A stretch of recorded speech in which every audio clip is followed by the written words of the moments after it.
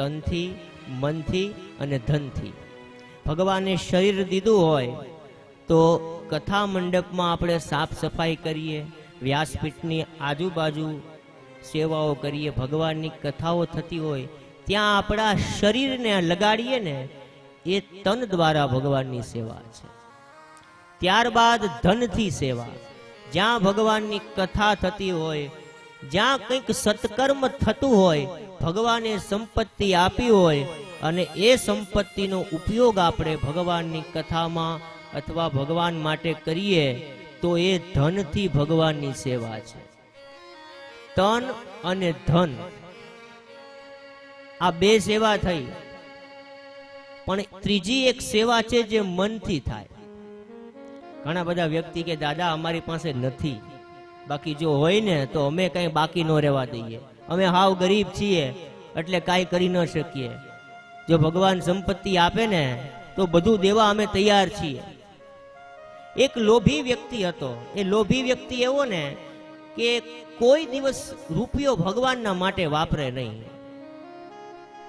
ભગવાનનું કાર્ય આવે એટલે પગે બધે લાગે, વંદન બધાને કરે, પણ પૈસા દેવાની વારી આવે એટલે કે ઈ આપણાથી થાહે નહીં, બીજું કંઈક હોય તો બોલો. એટલે સંતની દ્રષ્ટિ પડી કે આણે જીવનભર કોઈ દિવસ કોઈને કાંઈ દીધું નથી, ન તનથી સેવા કરી, ન મનથી કરી, ન ધનથી કરી. એટલે આ જીવ સેવા કરતો થાય એ હેતુથી એ સંતે કીધું કે ભાઈ તમે અહીંયા આવો, તમે કંઈક સેવા કરો ને ભગવાનની, તમને વાંધો શું છે? એટલે સંતને લોભી વ્યક્તિ કહી, દાદા મહારાજ સેવા કરવા તૈયાર છું, પણ એક રૂપિયા વગરની સેવા હોય ને એ મને કહેજો. પૈસા આપવાની વાત આવશે ને ત્યાં આપણા હાથ નીચા પડી જાય, ત્યાં હથિયાર નીચે, પણ એની સિવાય કઈ હોય તો મને કહો. એટલે સંતે કીધું એક કામ કર ને, તને ખાલી પૈસાનો જ પ્રોબ્લેમ છે ને, હું તને એક ઉપાય બતાવું છું. તું એક કામ કરજે, તારે તારા ઘરમાં જે ઠાકોરજી હોય ને, ઠાકોરજી એની આગળ બેસી જવાનું, બેસી અને સુંદર મજાનું એક આસન પાથરવાનું. આસન પાથરી અને આંખ બંધ કરી દેવાની અને ભગવાનને કહેવાનું કે હે પ્રભુ અહીંયા પધારો, અહીંયા પધારો, અહીંયા પધારો. ભગવાનનું નામ લેવાનું. મીઠાઈનું બોક્સ મૂકવાનું. એટલે લોભી કે દાદા એ વાત ખોટી ને, મીઠાઈનું બોક્સ બીજું બોલો. એટલે સંત કહે મૂકવાનું યાની મનથી મૂકવાનું, હાચું નહીં લાવવાનું. એમનેમ ખાલી તારે ભગવાનને કહેવાનું કે આવીને જમી જાવ, કે તો બરાબર, આ આપણને પોહાય, આ ચાલે. પછી સંતે કીધું તારે ભગવાનની આગળ એક સુંદર મજાનો દીવો કરવાનો. એટલે સંતને જોઈને કે દાદા તમે પાછી વાત કરીને દીવાની, દીવામાં તો ઘી પૂરવું પડે ને. એટલે સંત કહે એલા ધીરજ રાખ, બોલવા દે મને, એટલો બધો ગાંગો થઈ જામાં. દીવો તારે મનથી કરવાનો છે, તારા મનમાં જે દીવો છે ને એ દીવાને તારે પ્રજ્વલિત કરવાનો છે. એટલે લોભી કઈ વાંધો નહીં દાદા, ઓકે.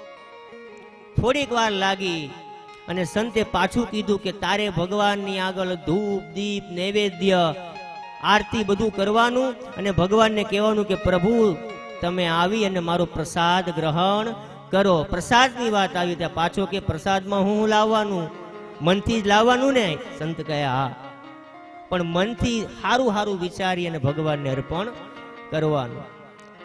એટલે આ સંતે આ યુક્તિ બતાવી એટલે લોભીને બહુ મજા આવી. દરરોજ સવારના પોરમાં પોતાના મંદિરમાં આસન મૂકી અને ભગવાનને કહે હે ઠાકોર આવો, હે ઠાકોર અહીંયા આવી જાઓ, જમી જાઓ, તમારા માટે હું દીવો કરું છું, તમારા માટે હું અલગ અલગ પ્રકારની મીઠાઈ લાવું છું, પ્રભુ તમારી આરતી ઉતારું છું.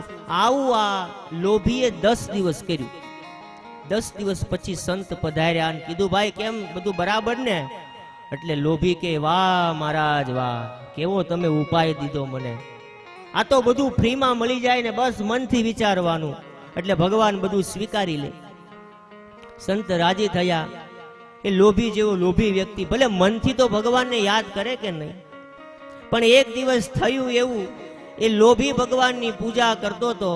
પૂજા કરતા કરતા જે દીવો હતો ને એમાં ઘી વધારે પડી ગયું લોભી વ્યક્તિની જે લોભતા હોય એ તો કઈ નીકળે નહીં. એટલે દીવામાં ઘી વધારે પડ્યું, હે પ્રભુ આવો પ્રસાદ ગ્રહણ કરો, હે પ્રભુ આવો નૈવેદ્ય લઈ લ્યો, હે ભગવાન આરતી સ્વીકારો, અને દીવામાં દ્રષ્ટિ કરી ઘી વધારે. એટલે એ લોભી એ ઘીને લઈ અને પાછો ઠલવવા મળ્યો. એટલે ભગવાને એ લોભીનો હાથ પકડ્યો અને કીધું, એલા અય, આ ઘી તારા બાપનું છે નહીં, તું મનથી લાવે છો, મનથી મને બધું આપે છો, સાચું તો કઈ તું આપતો છો નહીં. મનથી આપતો, મનમાં એ આવું લોભ તું શું કામ લાવે છો? મનથી તો મારા માટે સારું વિચાર. કહેવાનું તાત્પર્ય એવું છે કે આપણે કદાચ કાંઈ ન કરી શકીએ ન તો જે કરતું હોય ને એને સપોર્ટ આપીએ.